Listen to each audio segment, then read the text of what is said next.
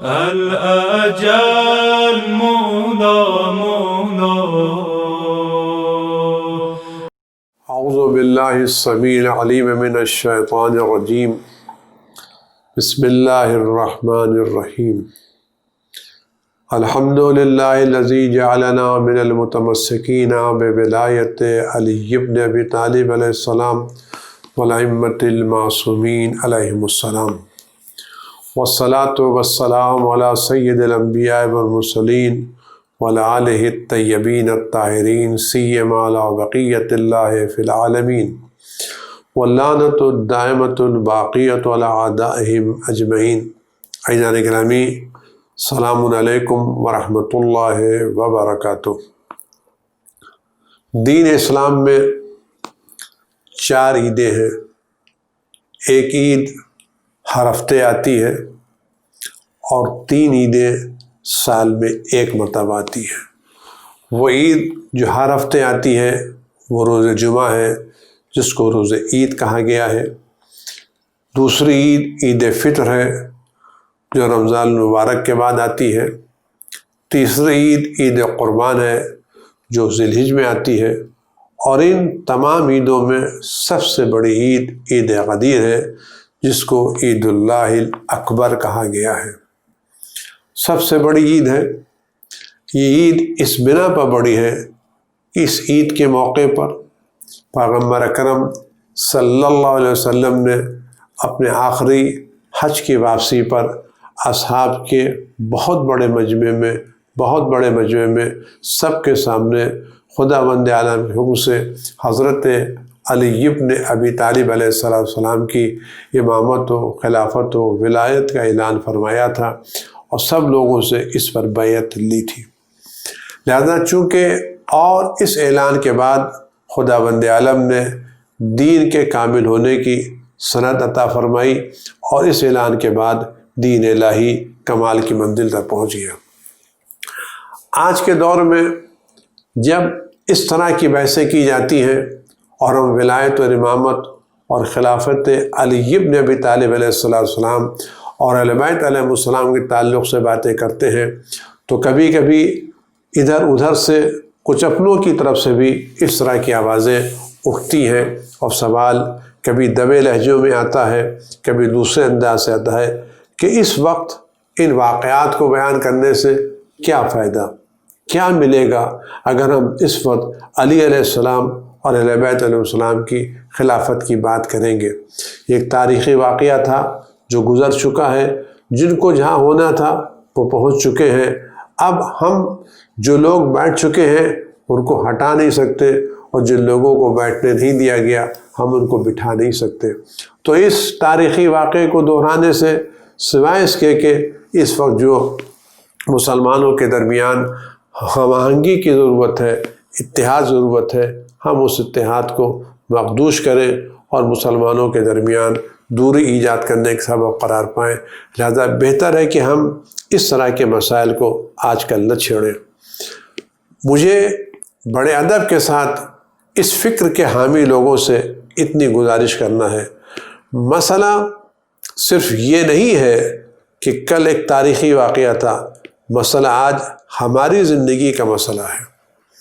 خداوند عالم نے ایک دین نازل کیا ہے، خداوند عالم نے ایک شریعت نازل کی ہے، خداوند عالم نے ایک نماز واجب کی ہے، خدا نے ایک طرح کا روزہ واجب کیا ہے، خدا نے ایک طرح کا حج واجب کیا ہے. خدا نے چند طرح کی نمازیں واجب نہیں کی ہیں. پیغمبر اکرم صلی اللہ علیہ وسلم نے ایک طرح سے نمازیں پڑھی ہیں، ایک طرح کا روزہ رکھا ہے، ایک طرح کا حج کیا ہے.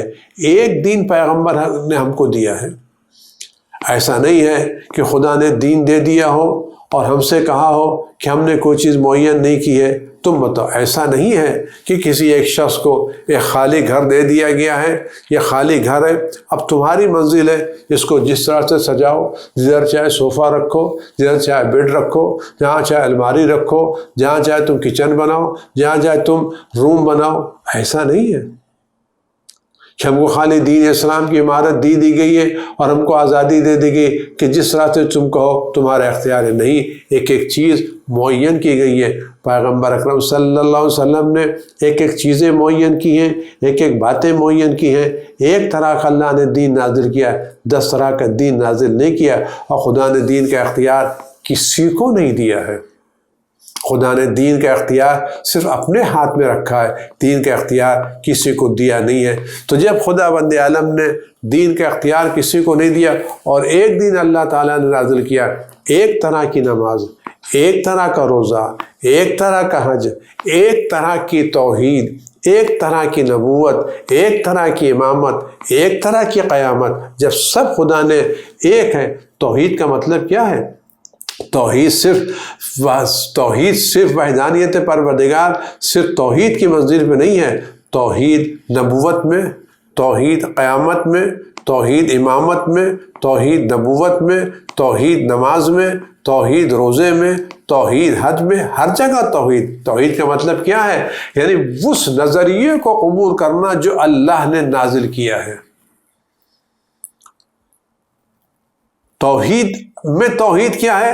یعنی خدا کو اس طرح سے قبول کرنا جس طرح سے خدا اور رسول نے بیان کیا ہے۔ نبوت میں توحید کیا ہے؟ اس طرح سے توحید نبوت کو قبول کرنا جس طرح سے خدا نے نبی کو نبی بنایا ہے۔ امامت میں توحید کیا؟ اس نظریے کو قبول کرنا جو خدا نے بیان کیا ہے۔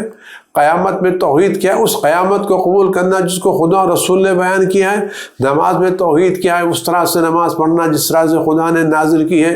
تو جب ہر طرح خدا بند عالم نے ایک دین نازل کیا ہے، ایک شریعت نازل کی ہے، تو آج ہم یہ دیکھتے ہیں کہ مسلمانوں کے درمیان مختلف طرح کی چیزیں ہیں۔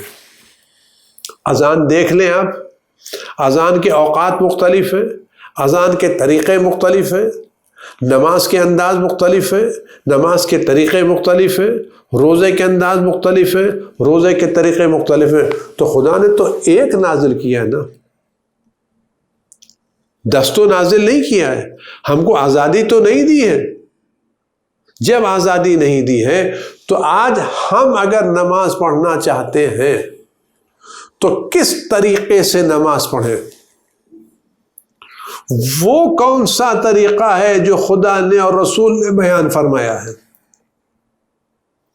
ہم روزہ رکھنا چاہتے ہیں تو کس طرح سے روزہ رکھیں؟ ہم اذان دینا چاہتے ہیں، آیا اذان میں حی علی خیر العمل ہے یا نہیں؟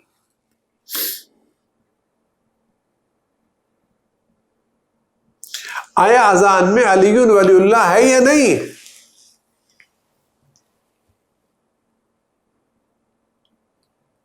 اقامت میں حی علی خیر العمل ہے یا نہیں؟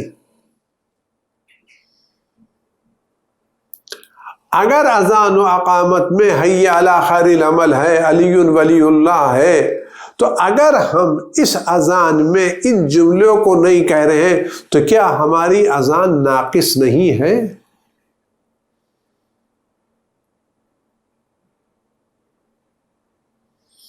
آیا ہم نماز پڑھ رہے ہیں، آیا اس نماز پڑھنے میں ہمیں سورہ الحمد سے پہلے بقیہ دوسروں سورہ پڑھنے سے پہلے آیا بسم اللہ کہنا چاہیے یا نہیں کہنا چاہیے؟ سورہ الحمد کے بعد دوسرا سورہ مکمل پڑھنا چاہیے، چند آیتیں پڑھنا چاہیے؟ رسول اللہ صلی اللہ علیہ وسلم کیا کرتے تھے؟ خدا نے کون سی نماز واجب کی ہے؟ ہماری زندگی ہے یا نہیں؟ اگر ہم کو آج نماز پڑھنا ہے تو ہم کون سی نماز پڑھیں؟ کس کے طریقے کو اپنائیں؟ کس کے راستے پر چلیں؟ کیا خدا نے ہم کو آزاد چھوڑ دیا ہے کہ تم جو نماز لے کے آؤ گے ہم قبول کر لیں گے، جو توحید لے کے آؤ گے قبول کر لیں گے، جو عقیدہ نبوت لے کے آؤ گے قبول کر لیں گے، جو عقیدہ امامت لے کے آؤ گے قبول کر لیں گے، قیامت کو جو تصور لے کے آؤ گے قبول کر لیں گے؟ اگر خدا نے ہم ہی پر چھوڑ دیا ہے تو رسول بھیجنے کی کیا ضرورت تھی؟ شریعت بھیجنے کی کیا ضرورت تھی؟ قرآن نازل کرنے کی کیا ضرورت تھی؟ ہم سب کو آزاد کر دیتے کہ ہم نے تم کو بلا لیا ہے، تم جو لے کے آؤ گے قبول کر لیں گے۔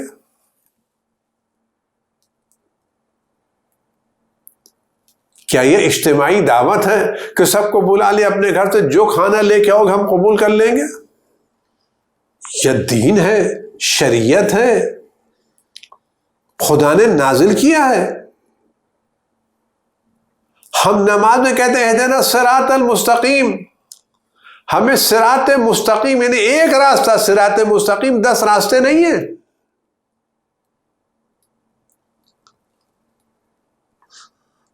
یقیناً صراط مستقیم 10 راستے نہیں ہیں، صراط مستقیم سے ایک راستہ ہے۔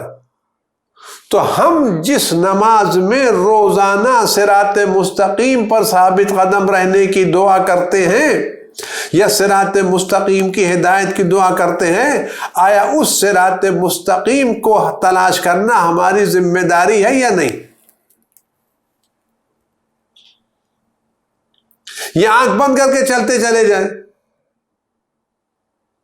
یہ کیا یہ دلیل کافی ہوگی ہم نے اس راستے پر اپنے آباء و اجداد کو چلتے ہوئے دیکھا؟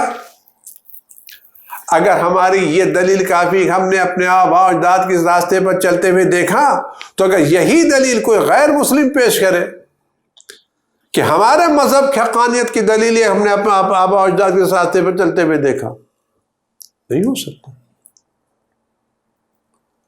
تو اگر ہمیں کس راستے پر چلے، ہم کس توحید کو مانیں، آیا اصول دین میں عدل ہے یا نہیں، نبوت کے کس عقیدے کو مانیں، کس نظریے کو مانیں، آیا نبی کا معصوم ہونا ضروری ہے یا نہیں، آیا نبی کا اول عمر سے آخر عمر تک معصوم ہونا ضروری ہے یا نہیں، یا صرف نبوت کے بعد معصوم ہونا ضروری ہے، آیا آباء و اجداد پیغمبر کا مسلمان و طاہر و پاک ہونا ضروری ہے یا نہیں؟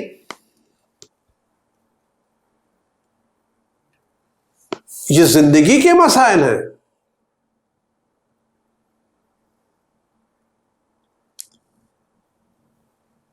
اس کو کون حل کرے گا؟ آیا یہ اہم مسائل ہیں یا نہیں؟ ایک چھوٹی سی بات میں عرض کروں، آج کمپیوٹر کا زمانہ ہے، پاسورڈ کا زمانہ ہے۔ اگر کسی کمپیوٹر کے کسی پروگرام میں کوئی پاسورڈ لگا ہے تو جب تک وہ 100% کریکٹ پاسورڈ اس میں نہیں لوڈ کیا جائے گا سائٹ نہیں کھلے گی۔ ذرا سے بھی ایک ڈاٹ کے بھی فرق ہو جائے گا تو نہیں کھلے گی۔ تو اگر اس صورت میں یہ ہے تو خدا بند عالم نے جو دین نازل کیا ہے اگر ہم اس میں بالکل اس طرح سے پرفیکٹ نہیں ہیں تو ہم غلط پاسورڈ لگا کر کے سائٹ کھولنے کی کوشش کر رہے ہیں۔ یہ صحیح پاسورڈ کہاں ملے گا؟ اہدنا الصراط المستقیم اسی صحیح پاسورڈ کی تمنا ہے یا نہیں؟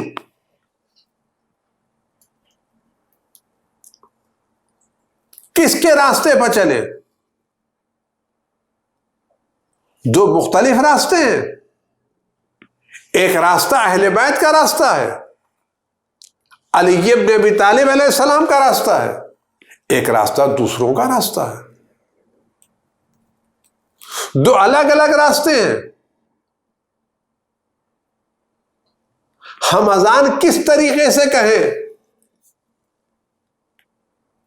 نماز کس طریقے سے پڑھیں،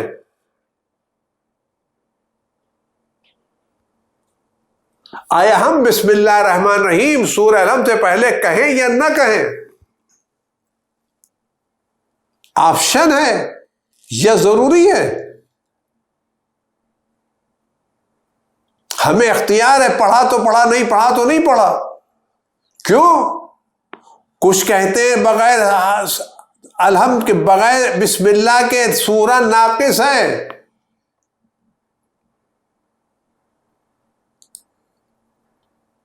کچھ کہتے ہیں نہیں بسم اللہ کی ضرورت نہیں ہے۔ تو آیا بسم اللہ جزو سورہ ہے یا نہیں؟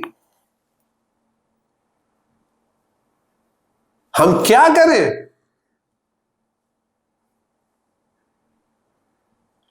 ہم خدا کے سامنے جائیں تو کیا کریں؟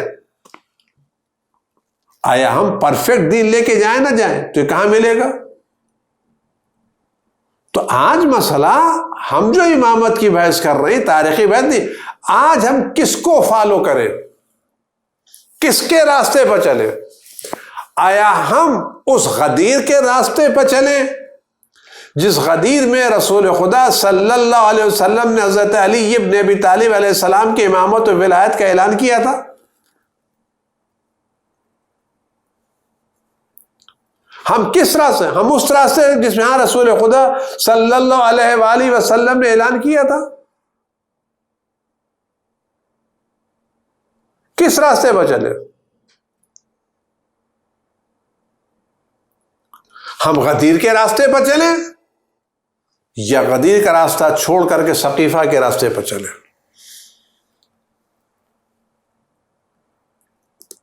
ہماری زندگی کا مسئلہ ہے، مسئلہ تاریخی نہیں، آج ہماری زندگی کا مسئلہ ہے۔ ہم اذان میں حی علی خیر العمل کہیں یا نہ کہیں،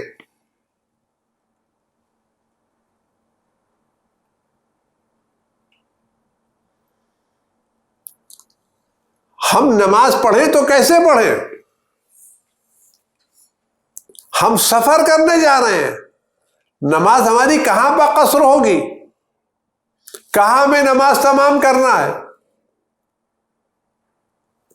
قصر کے احکام کیا ہیں؟ تمام کے احکام کیا ہیں؟ آیا ہم سفر میں روزہ رکھ سکتے نہیں رکھ سکتے؟ زکوٰۃ کن چیزوں پر واجب ہے؟ خبز کن چیزوں پر واجب ہے؟ یہ ہماری زندگی کے مسائل ہیں یا نہیں؟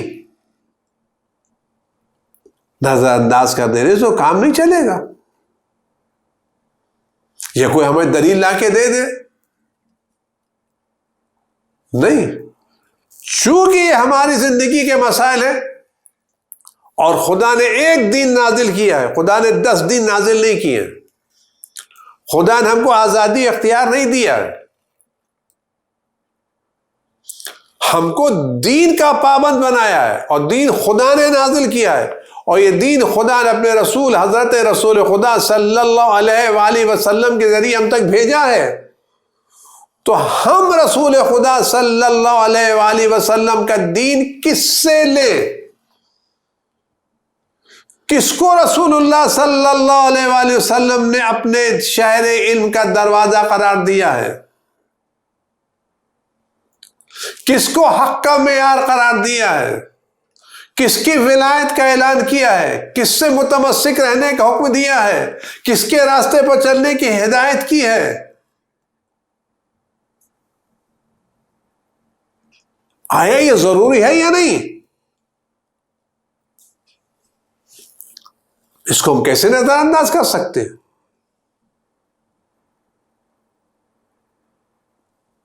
لہذا یہ مسئلہ آج ہماری زندگی کا مسئلہ ہے۔ ہم کس توحید کو مانیں؟ صرف اللہ کو ایک مان لینا کافی ہے؟ توحید کی حقیقت جاننا چاہیے، گہرائی میں جانا چاہیے۔ ہم کس خدا کو مانیں؟ آیا اس خدا کو مانیں جو کسی بھی شکل و صورت میں قابل دید نہیں ہے، نہ دنیا میں نہ آخرت میں؟ خدا ہماری دید سے ماورا ہے، خدا قابل دید نہیں ہے، خدا جسم نہیں ہے۔ آیا ہم اس خدا کو مانیں یا اس خدا کو مانیں جو قیامت میں 14ویں کے چاند کیسے نظر آئے گا؟ تو خدا تو ایک ہے نا بھائی، خدا دو نہیں ہے۔ اگر خدا قابل دید ہے تو وہ لوگ جو کہتے ہیں خدا قابل دید نہیں ہے وہ غلط خدا کا عقیدہ رکھ رہے ہیں، اور اگر خدا کسی بھی صورت میں قابل دید نہیں ہے، نہ دنیا میں نہ آخرت میں، نہ آنکھوں سے نہ عقل سے، اگر وہ دید کے لائق نہیں ہے، نہ ہم اس کو حواس سے دیکھ سکتے، کسی صورت اس کو نہیں دکھائی دے سکتا وہ، نہ دنیا میں آخرت میں، اگر یہ خدا حقیقی خدا وہ ہے جو قابل دید نہیں ہے، تو وہ لوگ جو یہ عقیدہ رکھتے ہیں خدا قیامت میں دکھائی دے گا، تو کس کی توحید درست ہے؟ آپ میں امتحان دینے جاتے ہیں، سوال کیا جاتا ہے، تو کس سوال پر آپ کو پرفیکٹ نمبر ملتے ہیں؟ جو جواب صحیح ہوتا ہے، غلط سوال پر نمبر نہیں ملتے، غلط جواب پر نمبر نہیں ملتے، جواب جب صحیح ہوتا ہے تو صحیح نمبر ملتے ہیں، اگر جواب غلط ہے تو آدمی فیل ہوتا ہے۔ تو سوال توحید کا ہے، آیا ہم کس خدا کو مانیں؟ ایک خدا کو اہل بیت نے پیش کیا ہے، دعاؤں میں، روایتوں میں، ایک خدا کو دوسروں نے پیش کیا ہے، قابل دید ہے، 14ویں چاند سے نظر آئے گا، تو خدا کون سی توحید صحیح ہے؟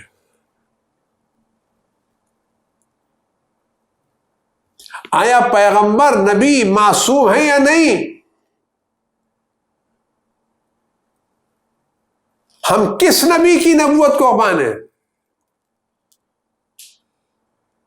اس کو مانیں جس سے سہو ہوتا ہے، جو معاذ اللہ جس سے غلطی کا امکان ہے، یا اس نبی کو مانے جو معصوم نہیں بلکہ معصوموں کا سردار؟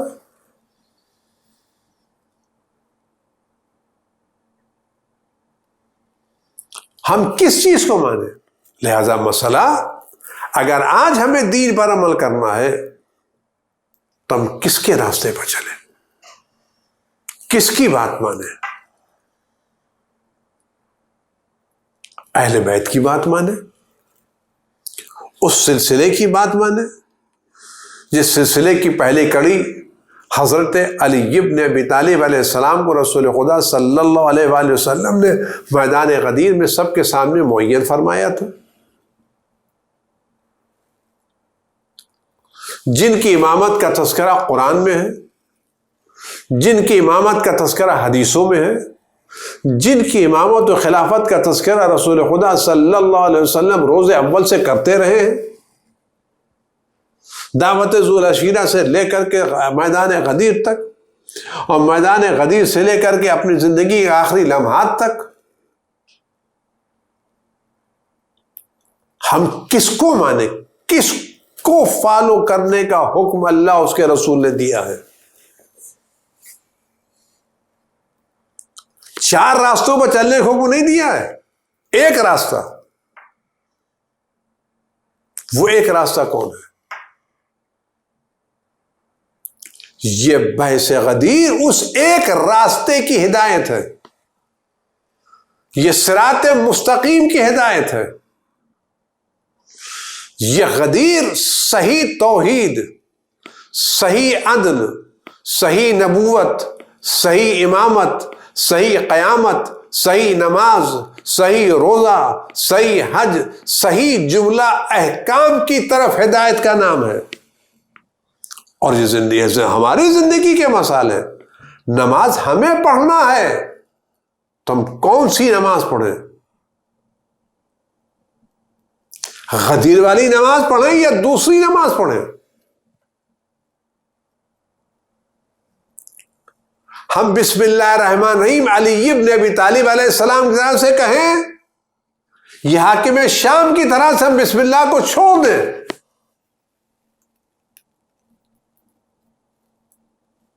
کون سی نماز پڑھیں؟ کس راستے پر چلیں؟ رہ گیا مسئلہ اتحاد کا، تو اتحاد کا مطلب عقائد سے سمجھوتا نہیں ہے، بلکہ اتحاد کا مطلب ہے سارے لوگوں کو ایک وحدت کی طرف دعوت دینا، اور وہ وحدت ہے صراط مستقیم، اور وہ صراط مستقیم ولایت علی ابن ابی طالب علیہ السلام۔ اگر آج سب لوگوں پر واضح ہو جائے کہ خلافت و ولایت علی ابن ابی طالب صراط مستقیم ہے، تو اس سے بہتر وحدت کی دعوت کیا ہے؟ اگر آج ہم توحید کی دعوت دے رہے ہیں، کیوں توحید کی دعوت کیوں ہے؟ اگر آج توحید ساری دنیا میں عام ہو جائے تو یہ ساری بت پرستی، ساری مختلف پرستشیں ختم ہو جائیں گی۔ تو اگر توحید صحیح معنوں میں واضح ہو جائے اور ساری دنیا توحید پر جمع ہو جائے تو کیا یہ اتحاد کی دعوت نہیں ہے؟ اگر رسول خدا صلی اللہ علیہ وسلم کی نبوت کو ہم واضح کریں اور ساری دنیا پر حضرت رسول خدا صلی اللہ علیہ وآلہ وسلم کی نبوت کی حقانیت واضح ہو جائے اور ساری دنیا اس نبوت کو تسلیم کر لے تو کیا اتحاد کی دعوت نہیں ہے؟ دعوت اتحاد ہے، اختلاف نہیں ہے۔ ہم اس لیے غدیر کو واضح کرنا چاہتے تاکہ لوگوں کے ذہنوں پر بات واضح ہو جائے کہ یہی حق ہے، اس پر سب کو اکٹھا ہو جانا چاہیے۔ لہذا غدیر کی بحث ہماری زندگی کی بحث ہے، ہمارے عقیدے کی بحث ہے، ہمارے احکام کی بحث ہے، ہماری نماز کی بحث ہے، ہمارے جملہ احکام اعمال کی بحث ہے۔ اس بنا ہم یہ کام کر رہے ہیں اور لوگوں کی طرف دعوت دے رہے ہیں، اور خدا بند عالم کی بارگاہ میں دست بدعائیں خدا میں توفیق دے ہم اس بات کو لوگوں تک پہنچا سکیں۔ انشاءاللہ آئندہ بحثوں میں کوشش کریں گے قرآن سے، حدیث سے، قرآن کی آیتوں سے، اور ان آیتوں کے ذیل میں جو معتبر حدیثیں واقع ان سے واضح کریں گے کہ قرآن نے، حدیث نے کس طرح سے سورج کی روشنی کی طرح سے علی ابن ابی طالب علیہ السلام اور ان کے خاندان کی امامت اور ولایت کو روشن کیا ہے، اور یہی صراط مستقیم ہے، اسی کی طرف سب کو آنا ہے۔ اور جب سب صراط مستقیم پر آ جائیں گے تو اختلافات ختم ہو جائیں گے۔ خدا ہم سب کو توفیق دے کہ ہم صحیح صراط مستقیم کو تلاش کر سکیں، اور وہ صراط مستقیم علی ابن ابی طالب علیہ السلام کا راستہ ہے۔ خدا اس راستے پر ہمیں ثابت قدم رکھے اور اس راستے کو دوسروں تک پہنچانے کے ہمیں سعادت نصیب کریں۔ والسلام علیکم ورحمۃ اللہ وبرکاتہ۔ اللهم صل على محمد وآل محمد وعجل فرجهم